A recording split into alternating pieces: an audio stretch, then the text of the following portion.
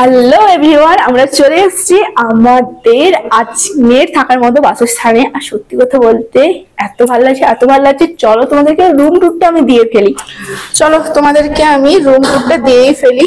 আমাদের আজকে থাকার মতো বাসস্থানে। সো প্রথমে ঢুকে এরকম একটা সুন্দর বেড দেখতে পাবো, আর তারপরেই কিন্তু এখানে একটুখানি সোফারও ব্যবস্থা করা আছে, সাথে আছে টি টেবিল।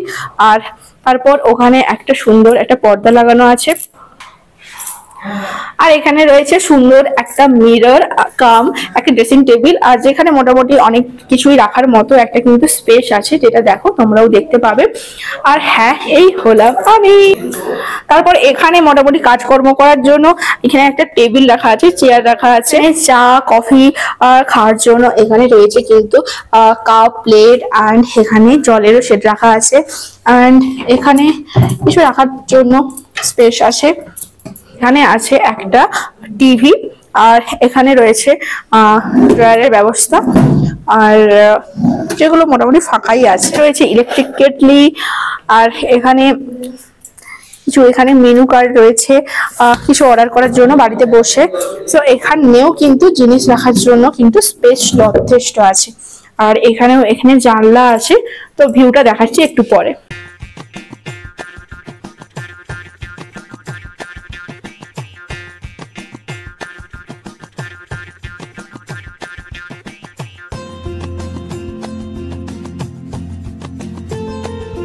তোমাদেরকে আমি বাথরুমটাও দেখিয়ে ফেলবো সমস্ত কিছু যখন দেখাচ্ছি।